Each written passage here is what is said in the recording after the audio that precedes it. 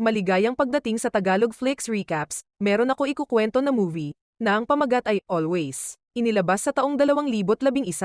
Nagsimula ang kwento sa isang lalaking nagngangalang Chol, isang 30 taong gulang na dating boxing champion na ngayon ay nagtatrabaho bilang isang water gallon delivery boy. Tahimik siya at parang may madilim at misteryosong nakaraan. Sa kabila ng pagiging ex-champion, ang buhay niya ngayon ay mapurol at miserable. Nagsisimula siya ng bagong part-time na trabaho sa gabi bilang isang tagaparada ng sasakyan. Ang kanyang matandang senior ay magreretero na, nakukuha niya ang dating istasyon. Nakaupo siya sa maliit na pay booth sa parking lot at tumitig sa maliit na telebisyon sa ilalim ng maulan na gabi. Bigla, isang batang babae ang pumasok sa booth habang umaarte na pala kaibigan sa kabila ng hindi niya kilala. Pagtatanong ni Chol kung sino siya, nabigla siya. Sa sandaling iyon, napagtanto niyang bulag ang babae at inakala ang matandang senior na dating nagtrabaho doon. Sinabi sa kanya ni Chol ang tungkol sa retiradong senior at ipinaliwanag niya na dati siyang nanonood ng TV kasama niya. Alam na wala na ang matanda doon, humingi siya ng tawad at lumabas. Ngunit umuulan sa labas, ang bulag na batang babae nakatayo sa malamig na gabi na naghihintay para huminto ang ulan. Inaanyayahan siya ni Chol pabalik sa booth upang manood ng TV kasama siya sa halip. Ang bulag na batang babae ay mukhang masaya na nanonood ng TV kahit na hindi makita kung ano talaga ang nangyayari. Tahimik lang na nakaupo sa tabi si Chol, hinahangaan ang bulag na babae. Pagkatapos ng palabas sa TV, binigyan niya si Chol ng pagkain na ginawa niya at hinihiling sa kanya na regular na diligan ang halamang jasmine sa gabi. Ang hindi pangkaraniwang pagtatagpo na ito ay nagdudulot ng maliit na liwanag sa kanyang mapurol na buhay. Bumalik sa kanyang tahanan, kinain niya ang pagkain na ibinigay at ibinahagi kasama ang kanyang alagang pagong. At doon, nagpasya siya na gumawa ng isang bagay na may kabuluhan sa kanyang buhay. Ang bulag na babae ay nagtatrabaho sa customer service na sumasagot ng mga tawag. Ang kanyang trabaho ay mahirap dahil ang mga customer ay madalas masungit. Ngunit sinusubukan niyang tiisin ito dahil ito lang ang trabaho na kaya niyang gawin.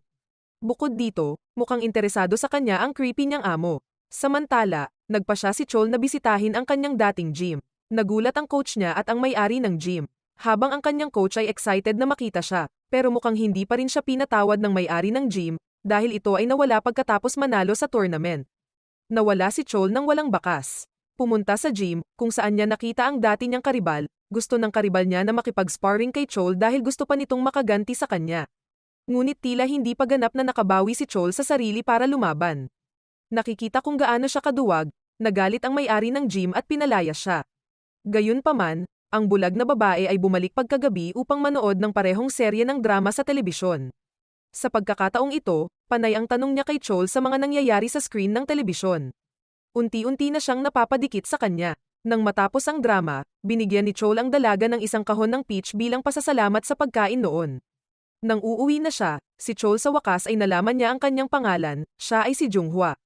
Sa kabila ng pagiging masayahin, ang buhay ni Junghwa bilang isang bulag ay hindi madali. Madalas siyang nahihirapan sa kanyang pang-araw-araw na buhay, at higit pa rito, namumuhay siyang mag-isa. Sa sumunod na gabi, hindi mapakali si Chol na naghihintay para kay Junghwa. As usual, ang dalawa nag-enjoy manood ng drama magkasama. Dahil dito, mas nakikilala nila ang isa't isa at curious din si Junghwa sa mukha ni Chol. Nang matapos sila, naglakad si Junghwa papunta sa kanyang bahay gaya ng dati. Ngunit sa pagkakataong ito, muntik na siyang masagasaan habang pauwi. Naspray ng paa nito na nakita ni Chol, dinala siya ni Chol sa ospital. Pagkatapos nito, binuhat siya sa kanyang likod papunta sa kanyang tahanan. Hindi siya makapaniwala na kailangang dumaan ni Junghwa dito araw-araw. Sa kanyang bahay, humingi ito ng tulong para madrain ang baradong drainage, na hinarangan pala ng panty ni Junghwa. Nahihiya pa rin, binigyan niya ng regalo si Chol para sa pagtulong sa kanya, isang tiket na pangdalawa para sa concert ng musika. Ngunit walang kaibigan si Chol, kaya sila na lang dalawa ang pupunta. Dahil dito ay nasasabik sina Chol at Junghwa. Sa araw ng petsa, nag-e-enjoy sila sa kanilang oras magkasama sa music concert. Pagkatapos, sabay silang nagdi-dinner. Lumalabas na si Junghwa ay dating isang normal na tao, at nawala ang kanyang paningin dahil sa isang aksidente. Namatay din ang kanyang mga magulang dahil dito. Ngunit kapag nagtanong siya tungkol sa nakaraan ni Chol, ito'y nagiging hindi komportable sa ilang kadahilanan. Siya ay naging sarcastic at di sinasadyang nanunuyan ni Junghwa tungkol sa natapong pagkain sa kanyang damit. Sira na ang mood dahil rito, at tinapos ni Junghwa ang kanilang date. Inalalayan pa rin siya ni Chol pabalik sa kanyang bahay, kung saan humingi siya ng tawad sa pagkasira ng gabi. Bago siya pumasok sa kanyang tahanan, si Chol ay nag-ipon ng lakas ng loob na sabihin ang ilang nakaraan. Dati siyang boxer at nagkaroon ng maraming problema sa nakaraan. Kaya't siya ay isang water boy na ngayon. Pero sinusubukan niyang magpakabuti sa mga araw na ito. Ayaw niyang sabihin sa kanya ang nakaraan dahil ikinahihiya niya ito. Kinabukasan, si Junghwa ay tinawag ng kanyang amo sa kanyang silid sa trabaho. Binigyan siya ng regalo at parang sinusubukang mang-chancing sa kanya. Hindi komportable si Junghwa at magalang siyang lumabas sa kwarto. Pagkatapos ng trabaho, sa halip na gawin ang kanyang nakagawiang activity kasama si Chol, dumiretso siya sa bahay. Ito ay nagpalungkot kay Chol, na gustong ayusin ang pagkakamali kagabi. Matapos nagmumuni-muni ng ilang sandali, nagpasya siyang makipagkita sa kanyang dating coach at sa may-ari ng gym. Si Chol ay tahimik pa rin at walang imik sa nagagalit na may-ari ng gym dahil wala pa rin itong ipinaliwanag kung bakit siya nawala. Ngunit sa wakas, nag-ipon siya ng lakas ng loob at sinabi sa kanila na siya ay nabilanggo ng 4 na taon at 3 buwan. Pagkatapos ng championship, naging kolektor siya at tagabogbog ng hindi bumabayad sa utang. Dumating ang mga pulis sa kwarto niya isang gabi dahil sa sobrang ingay at siya rin ang dahilan ng pagka-aksidente ng isang sasakyan. Ang mga bagay ay hindi mukhang maganda kay Chol, kaya naaresto siya. Nakaligtas ang lalaki sa pagkahulog at ginagamot pa rin sa isang ospital. Madalas siyang dinadalaw ni Chol para makabawi sa dati niyang pagkakamali. Mukhang sila ay matalik na magkasundo at kinalimutan na ang kanilang nakaraan. Nagbigay ang sister ng ospital ng souvenir sa kanya para sa girlfriend niya. Pero wala siyang girlfriend, isang tao lang ang nasa isip na pagbibigyan niya. Sa gabi, si Junghwa ay naglalakad pabalik sa kanyang bahay. Ngunit nang buksan niya ang pinto, nagulat siya dahil may narinig siyang tao sa likod niya. Ito pala ang amo niya. May bote ng alak sa kanyang kamay, malinaw na siya ay lasing at pilit na pinapasok sa loob ng kanyang bahay. Sinusubukan pa rin ni Junghwa na maging magalang dahil siya pa rin ay nangangailangan ng kanyang trabaho. Mahirap makakuha ng ibang trabaho dahil sa kanyang kalagayan. Lumalalang usapan, hiniling niya sa kanyang amo na umalis. Giit ng creepy boss at binigyan siya ng kwintas. Ngunit kapag siya ay tumanggi, siya ay nagagalit at sinusubukang puwersahin ang gusto nito. Buti na lang at dumating si Chol sa tamang sandali at natalo ang creepy na boss habang umiiyak si Junghwa sa gulat. Dumating si Chol upang pakalmahin si Junghwa, ngunit galit siya dahil baka mawalan siya ng trabaho. Kung wala ito, hindi siya mabubuhay. Sabi ni Chol sa kanya na siya na ang mag-aalaga sa kanya ngayon. Pero pakiramdam niya, mas lalo lang siya nitong ginagawang miserable at sinabi sa kanya na iwan siyang mag-isa. Wala nang masasabi pa, umalis si Chol at iniwan ang regalo para kay Junghwa. Mas nagiging awkward ang mga bagay sa pagitan nila, ngunit hindi siya maiiwan ni Chol. Kaya sa mga sumunod na araw, sinusundan niya ito ng palihim para lang masigurado na okay lang siya. Isang gabi, si Junghwa ay kumalma at biglang lumapit sa kanya.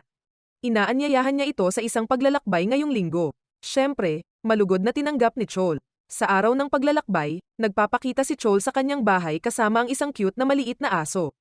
Inampon niya ito para makasama. Kaya pagkatapos ay ang tatlo ay pumunta sa paglalakbay at e-enjoy ang kalikasan. Nag-uusap sila ng iba't ibang bagay sa tabi ng ilog at magtabi ng 2 bato bilang souvenir. Iniingatan nila ang bawat isa sa pagpapaalala sa isa't isa, at sa pamamagitan nito, ay ang simula ng kanilang magandang relasyon. Ngayong may dahilan na siya para mabuhay, pumunta si Chol sa gym at mag-train para sa MMA tournament. Siya ang nanalo sa halos lahat ng laban at nagiging matagumpay. Pagkatapos ay idinisenyo niya ang bahay ni Junghwa, kung saan sila mamuhay ng magkasama ngayon, para maging mas komportable para sa kanya. Medyo makulay ang buhay nilang magkasama ngayon habang nagiging komportable sa isa't isa. Pagkatapos, dinala siya ni Junghwa sa memorial ng kanyang mga magulang upang ipakilala siya. Ikinwento niya kay Chol ang tungkol sa kanyang pamilya, kung paano nawala ang kanyang paningin at pareho ng kanyang mga magulang sa isang aksidente sa sasakyan. Doon napagtanto ni Chol na ang parehong insidente ang nagpaaresto sa kanya.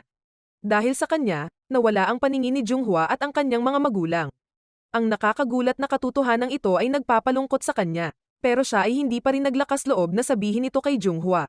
Nang maglaon, lumalala ang paningin ni Junghwa. Ang sabi ng doktor na ang nakikitang liwanag ay magbabago, sa lalong madaling panahon ito ay magiging madilim. Kailangan niyang makuha isang transplant sa lalong madaling panahon, ngunit wala pa ring donor. Kaya ang mungkahi ng doktor kay Chol na bilhin na lang ito, per malaki ang gastos. Sa pangangailangan ng pera, pumunta siya sa dati niyang karibal para manghiram ng pera. Ipinakilala siya sa isang sketchy boss, kung saan ererehistro si Chol sa isang ilegal na labanan sa Thailand. Kumuha siya ng paunang bayad na sapat na pera sa operasyon ni Junghwa, ngunit kailangan na niya ang laban sa lalong madaling panahon. Inilihim niya ang trabaho kay Junghwa at sinabi sa kanya na mayroon siyang ipon para sa operasyon. Sa una, tumanggi siya dahil nagigilty siya sa pagkamatay ng mga magulang niya. Pero noong tinanong ni Chol kung gusto niya na makita ang mukha niya at ang kanilang mga anak sa hinaharap, pumayag na rin siya sa wakas. Sinamahan niya si Junghwa sa ospital hanggang sa magsimula ang operasyon, pagkatapos ay aalis papuntang Thailand nang hindi sinasabi sa kanya. Pagdating niya doon, ang away ay isang madugong labanan hanggang sa isa sa mga mandirigma ay namamatay. Nanonood ang ilang mayayamang tao sa live ng laban habang naka-broadcast din sa illegal gambling world. Siya ay nagsisikap na makaligtas sa laban at nakakagulat na lumabas bilang nagwagi. Ang karibal ay galit na galit dahil ito pala ay tumaya laban kay Chol. Ang premyo sa laban ay isang brilyante na kailangang magpuslit pabalik sa Korea. Pero bago siya umalis sa Thailand, ang kanyang dating karibal at mga kasama nito ay dumating para saksakin si Chol at nakawin ang brilyante. Samantala, sa Korea, natapos ni Junghwa ang kanyang operasyon at bumalik ang kanyang paningin. Pero kahit gaano pa siya katagal maghintay, hindi niya mahanap si Chol. Kailangan din niyang lumipat ng bahay. Pagkaalis, may dumating na package para kay Chol galing sa ospital. Pumunta siya doon at nagkita sila ng lalaki at ang madre. Agad nilang nakilala siya bilang kasintahan ni Chol at marami silang sinasabi tungkol sa kanya. Matapos marinig ang kwento tungkol sa kanyang aksidente, napagtanto ni Junghwa kung ano talaga ang nangyari. Nag-isip siya saglit pero parang nakatagpo ng kapayapaan tungkol sa buong aksidente. Ang buhay ay nagpapatuloy, at siya ngayon ay gumagawa ng mga eskultura sa kanyang pagawaan. Sinusubukan niyang gayahin ang mukha ni Chol ngunit nabigo dahil hindi pa niya nakita ang mukha nito. Bukod doon, medyo stable na ang buhay niya. Madalas ding nagboluntaryo sa ospital. At sa pagkakataong ito, sa hindi inaasahan, si Chol ay isa sa mga pasyente doon. Minamasahe niya ito nang hindi alam kung sino siya. Pinipilit din ni Chol na huwag gumawa ng ingay dahil gusto niyang putulin ang relasyon sa kanya. Ang kanyang katawan ay baldado na, kaya ayaw niyang maging pabigat. Pagkalabas ni Chol sa ospital, siya ay bumisita sa tindahan ni Junghwa. Bumili siya ng florera na may night jasmine plant at kinuha ang kanyang alagang pagong. Sa labas ng tindahan, nakilala siya ng kanyang aso at tumakbo patungo sa kanya. Kinilala siya ni Junghwa bilang pasyente mula sa ospital at humihingi ng paumanhin habang naglalakad siya palayo. Nang bumalik siya sa tindahan, napagtanto niya ang nawawala ang alagang pagong at patuloy na tumatahol ang aso. Tinatanong niya ang lalaki kung may tao na dumating na may saklay. Agad-agad, napagtanto niyang si Chol iyon. Siya ay tumakbo palabas upang subukang hanapin siya ngunit nabigo. Nag-iisip, at pumunta sa lugar kung saan sila nagpasyal noon. Tulad ng pagpapasya ng kapalaran, nagkita silang dalawa doon. Sa wakas ay nagtagpo muli silang dalawa. At sila ay namumuhay ng maligaya magpakailanman at dito nagtatapos ang ating kwento. Sa mga nagtambay dito sa channel ko, salamat po sa pananatili dito kahit maliit lang ang channel ko. Appreciate ko mga comments nyo at nagbibigay ito ng motivation sa akin. Christopher Rarella, Adang Pat, Kim Jan Ozo, Marbel Main, Alas Vlog, Babsekioty 23, Jackie Rose Pagillo, Gardo Narvaez, Song Lovers, Miriam Sia, Josh Views, Jonard Bantoyen, Lawrence Baterzal, Mga Bikers sa Bahrain, Tropang 30, Swag Bikers Bahrain, PBB, Hagibis, Laspag, Chillax, SMB, PMTB, alias, Santiago Jr. Cartalaba, Ella Orodio, Ben Art Dacman, Jan Verbeanita, at It's Amara's World.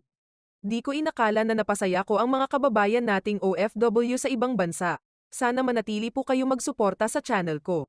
Sana nagustuhan nyo ito, mag-subscribe para sa higit pang nilalaman tulad nito at pindutin ang like button para matulungan din kami.